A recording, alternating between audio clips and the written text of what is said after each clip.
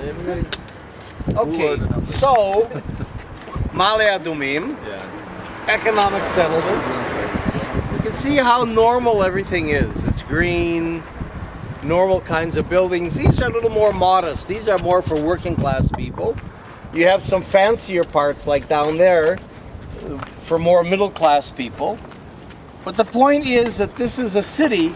Ma'alea Adumim was founded in 1976 by Rabin. So this isn't we have to remember that the Labor Party built settlements and really built the occupation much more quickly and much more thoroughly than the Likud did. The wall is a Labor Party initiative. Sharon was against the wall because he said, I spent my whole life erasing the green line. Now what do you want me to do? Build a wall that perpetuates it? But he was forced to do that by Paris. The settlements are all started by labor. The highway system, the infrastructures, the closure and the Oslo process, almost every element of the matrix of control is labor initiative, is labor initiated, not Likud. And Ma'alea Adumim was started in 76. In 1979, it had just a couple thousand people. It was already declared a city, because a city then has its own budget that's not related to the size of the growth of the population. So it can grow very fast. Now, there's a rule of thumb. The settlements that you hear about, the ideological ones with the fanatical religious Jews that are, this is the land of Israel and they're violent and so on, like in Hebron or like in Gaza and so on, those are the settlements that are the least important, that have no strategic value at all. It's the settlements you never hear of that are the ones that are really major and that are important. That's why I said the other night, we have to look at the settlement blocks, not at individual settlements. Who ever heard of Ma'alea Adumim in the news? Or Upper Modi'in. The largest settlement in the West Bank is Upper Modi'in. Who ever heard of that? Or Beitar Illit, or Ma'alea Ephraim, or Efrat, or Ariel. I mean, all these are places that are simply normal, quiet places, but they're the strategic settlements that carve up the Palestinian territory and really perpetuate the occupation. So that Israel gets a lot of credit when it goes and fights the settlers in Gaza. You see, look at the courage that Sharon had to go out and confront them. And then, of course, because Israel did that, it can leave these settlements intact. Why should this settlement bother the peace process? So that's really the strategy, to normalize these places. They simply become a normal part of Israel, non-issues, and all the attention is focused on these little unimportant ideological ones. But Ma'alea Adumim is very important because, as I said, it's much bigger than what you see. This area in front of us, so you see in the distance the three towers of the back of the Mount of Olives. That's Jerusalem. The Catholic Church of the Ascension, the Protestant Church of the Ascension, and the Hebrew University. So everything between here, everything in front of us, between here and Jerusalem, is Ma'alea Adumim. And Ma'alea Adumim continues this way all the way to the Dead Sea in Jericho. So it effectively divides the West Bank in half. You see? So even the Americans, which is what we always say, even the Americans have a red line in terms of when is the two-state solution gone. And the red line for the Americans is when Israel begins building in E1, that's the end of the two-state solution. And the plan is, so this is E1, and this would then block the last north-south corridor that the Palestinians have. It would disconnect the northern West Bank from the southern West Bank. So, first of all, you see the infrastructures in place. The road, you see the road going up the hill. The plan is to build 3,500 housing units on the ridge from here all the way to Jerusalem. A thick neighborhood, we would call it, of 3,500 housing units that would then really provide this, it would really block physically the corridor that the Palestinians would have. And the anchor is this police station. It was built by a private American citizen. You know, remember I mentioned back in the settlement in Ras Al Amud that the police station had been evacuated and given to the settlement. That was done by a private American citizen, a Jewish guy that runs casinos in California, who gives millions to the settlement enterprise. So he built a $10 million state-of-the-art police station right here with his own money, on condition that the police then evacuate their building in the city and give it to the settlement that he's founded. Now, here's an example of the government, a private American citizen signing a contract like that with the Israeli government, and in order to strengthen the settlements. So this is the E1 plan. It was in the news because last November, when the General Assembly voted to recognize Palestinian sovereignty in the West Bank, or in all the occupied territory, Israel threatened to punish them by building here. And the European governments almost cut relations with it. If Israel does that, the European governments could well cut relations with Israel.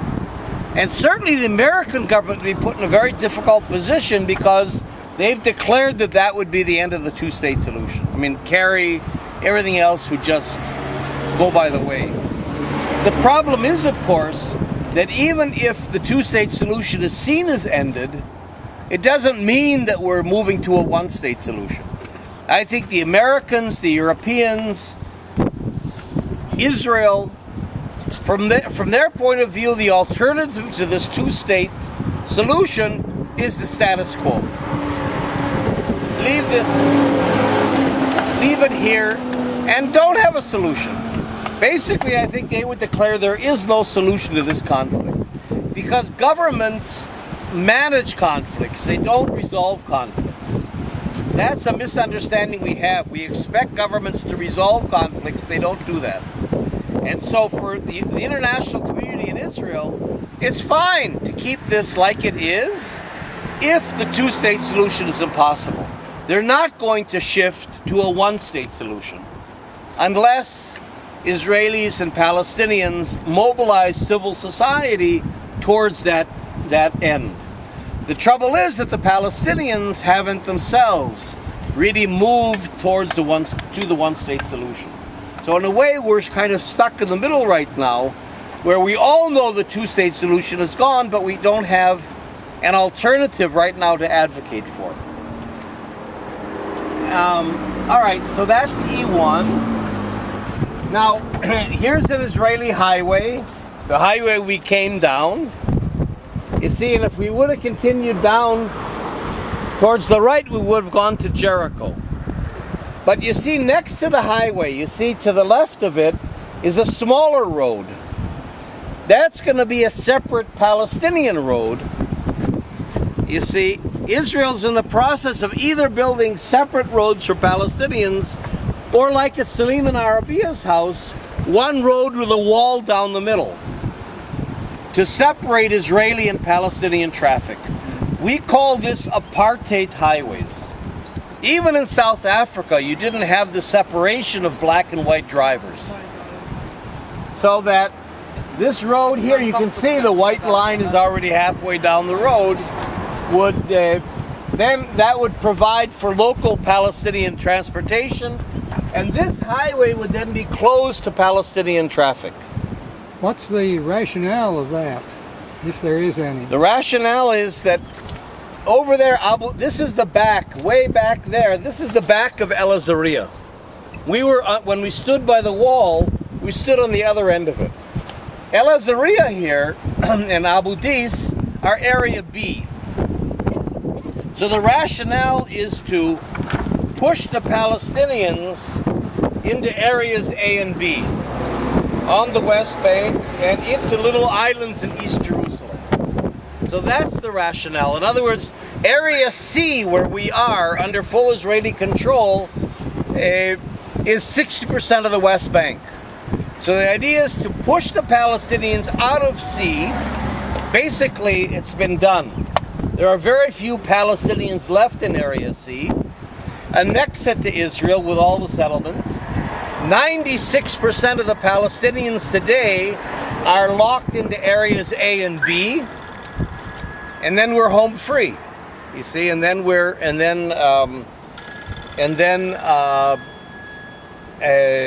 basically, you know, we've annexed most of the occupied territory, and the Palestinians are left. You know, there's a situation worse than apartheid, and that is what's Pablo doing to the car? It's a situation worse than apartheid, and that is what we call warehousing. I've written about this if you look up the articles. Warehousing is like imprisonment. So Israel's idea is we can normalize this. We can lock the Palestinians into areas A and B and throw away the key. That's it. We don't have to negotiate with them. They're like prisoners. They're like in a prison. Prisoners are fed by the state. They should be in prison because they're bad people. And you don't negotiate with prisoners. And the guards have every right to put down a prison riot, which is the way Israel looks at the intifadas.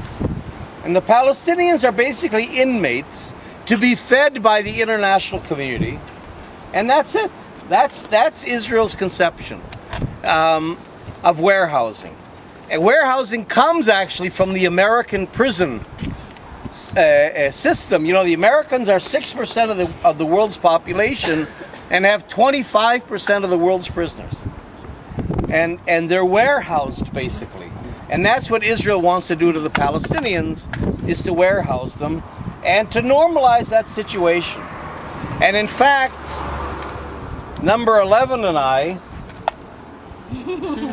Selena and I, should I tell the secret?